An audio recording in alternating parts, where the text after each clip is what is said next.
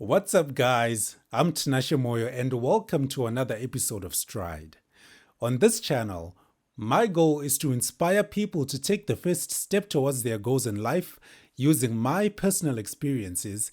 And in this video, I will be talking about the journey towards my best friend's marriage, how it had an effect on me, and the steps that I took to embrace the new chapter. So sit back and enjoy.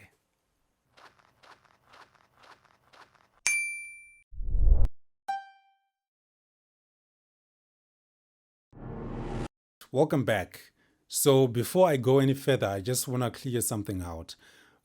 Just a few days ago, on a Sunday, my mom got really sick, and I actually thought that I was going to lose her. But thankfully, by God's grace, she's now recovering very well. Now, I can't really tell you what it is that happened to her for the sake of my family's privacy. But the reason why I'm just saying this because I know some might actually say you're now taking away from the key message that we're supposed to hear today. I've just been feeling emotionally spent from Sunday up to this day that I'm recording this video.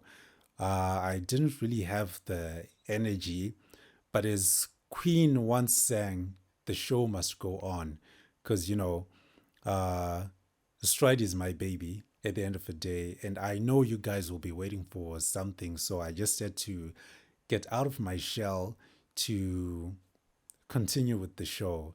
And the other reason why I spoke about this is because Stride is a platform where I allow myself to be honest and vulnerable. So if you kind of see or maybe feel like I'm not as energetic as I am in my other videos, please just bear with me.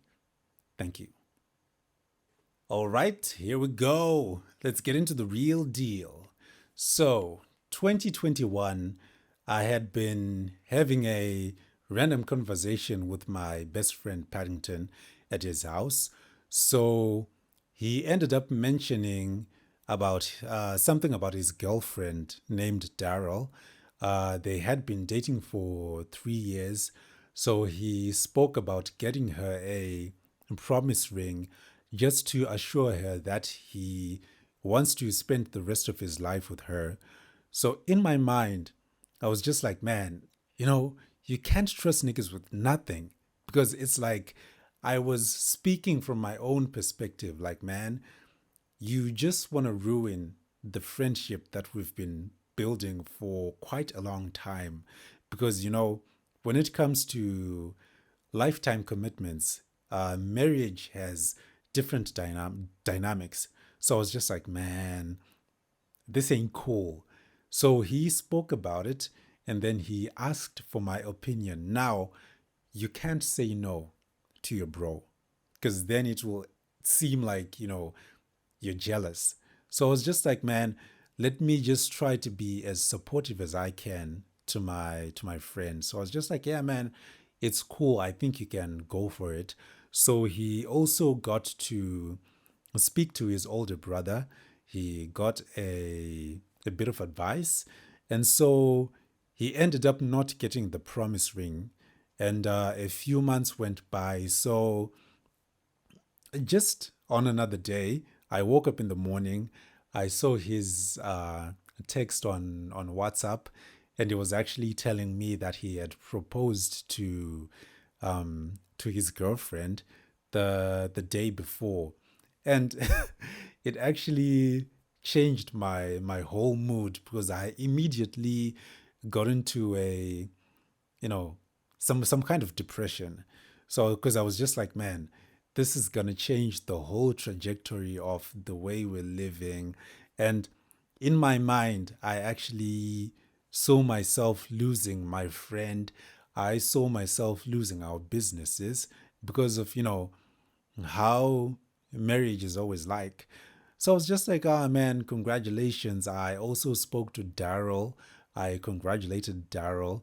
And man, Did you just hear how I was pronouncing her name? I'm such a baby, man. But anyways, uh, this is so much fun. I didn't think it was gonna be like this. But anyways, um, so it was actually on a Saturday. Then on Monday, the good thing is me and Paddy are like this. I'm okay, we're tight. We're really close. So I spoke to him about the whole thing. Like, man, I feel so depressed about this. Like, I don't know what I'm gonna do. Because the other thing was that I'm older than Paddy. I'm 2 years older than Paddy. So it's just like, man, it was supposed to be me first, then Paddy has to follow.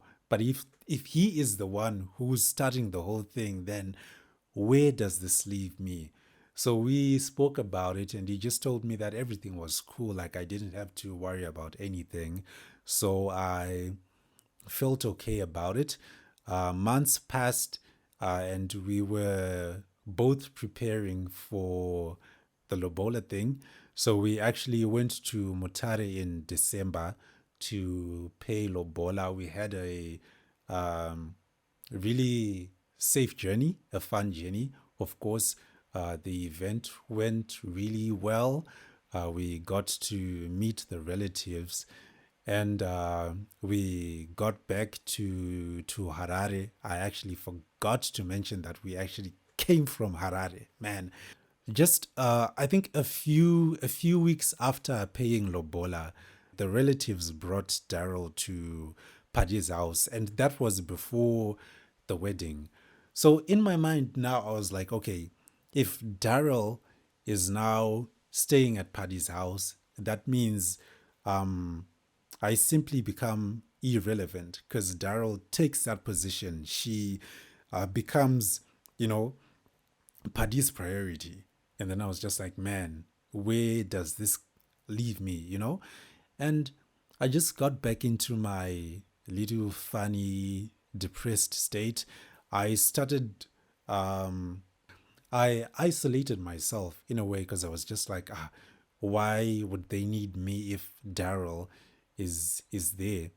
So this other day, I actually visited them because we were supposed to do a photo shoot for our Christian clothing brand.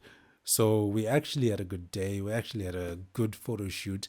And then towards the end of the day, it started raining. And it, like, the rain poured for, I think, like 2 hours or something like that. Yet I wanted to go back home. And I was actually stuck that I had to sleep over. And I didn't want to sleep over because in my mind, I had actually told myself, like, no, there is no place for me at his house. So I kept on, I kept on saying words like, I actually wanted to go home, but you're the ones who brought me here. That kind of bitterness thing. But I just I ended up spending the night there, and then I left in the morning. They were going to church, and I was actually also going to my church. And then months went by doing the wedding preparations, like the dance practices and all. We actually enjoyed all of those sessions, even the meetings. They were fruitful.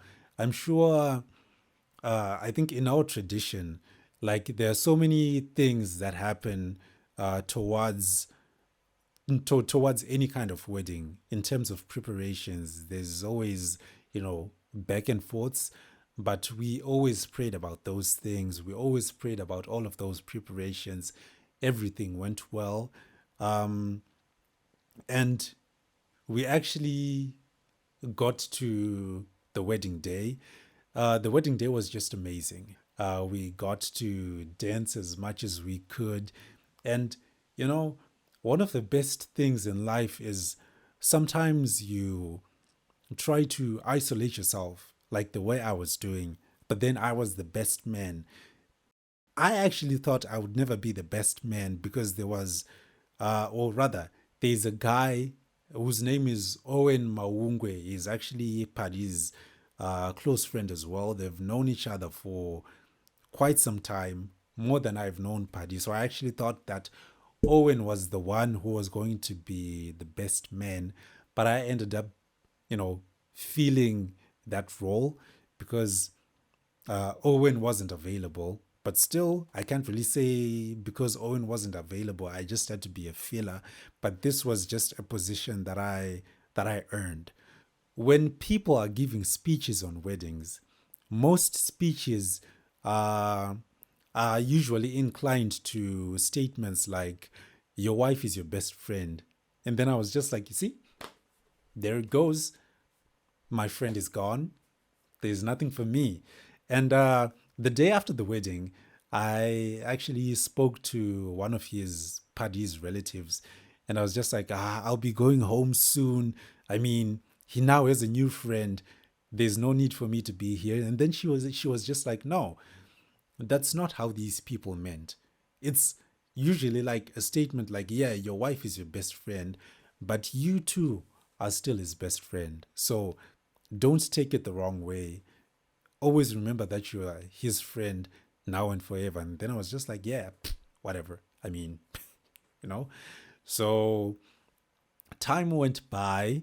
We still stayed in communication with the wife. I don't even know why I even said it like that. It's like, yeah, whatever. We always spoke like we used to when we were, when they were still dating boyfriend and girlfriend. So we always communicated. And so um, his wife, Daryl, would always say, you don't want to visit us at home. I was like, well, I once did. And then she's like, no, we actually want you to come for a sleepover. And then I was like, okay, yeah, fine. I will come. So I went for the sleepover. And once that was done, she felt so completed like, yeah, um, this is what I actually wanted. You actually did good.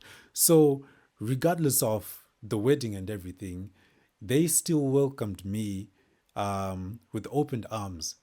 No, they still they still welcomed me with open arms, just as the same person I used to be before they got married. And that really made me think differently like, okay, it's things are not as bad as I thought they would. And even when it comes to our businesses, Daryl really pushes hard for us to work on our businesses because we end up taking the foot off the gas pedal, and then she's always like, "No, you need to push as much as you can." So she's always rooting for us, and then I was just like, "Man, she really came from God." I was the one who was like putting myself in a really tough position. So I really appreciate the kind of love that these people um, still have. Like they still consider me as their best friend. They chose to see things past their own commitment and still included me in their lives. So I'm really grateful for that. It really gets to a point like when I go to work, they actually, you know, yeah, life is funny. They actually sacrifice their time to pick me up in town so that we go to work together. I mean, if they were different people, I don't think any of these things would be happening. So, I think one of the biggest lessons that I've learned is that even when there's a commitment between two people, as long as you stay true to yourself, people will always take you the way you are, and people will always love you the way you are. So that's one thing I really appreciate from, Paddy and Daryl. So I know they're watching this video, and I wish you nothing but the best uh, towards your union. So the moral of the story is this: God makes everything beautiful in His time. Let's not worry ourselves like I did when our close friends advance way before us. You know, I always believe that our seasons are different and we should always stick to God's plan. Um, I always get people trying to force me or push me into marriage just because my best friend got married. But then, you know, even in the Bible, God says that I know the plans that I have for you, plans for you to prosper and not to harm you. So when people try to push me into marriage, I always ask them, like, did anyone force you to get into marriage? So instead of doing that, let's support each other as much as we can. I'm not just saying this for myself because I know that there's a bunch of people out there that get the same waves. So I'm trying to stand up for every single one of those people that are out there being pushed. Never be pushed to do something when the time is not right. When, the Bible says again, when the time is right, I, the Lord, will make it happen. If you've been getting value from my content, please leave your thoughts in the comments section below. I'd like to know what you think about my content, and leave a like. If you haven't subscribed to this channel, please subscribe and click on the notifications bell so that you never miss any of my content. So make sure that you share to as many people as you can, and I'll see you in the next video. Peace.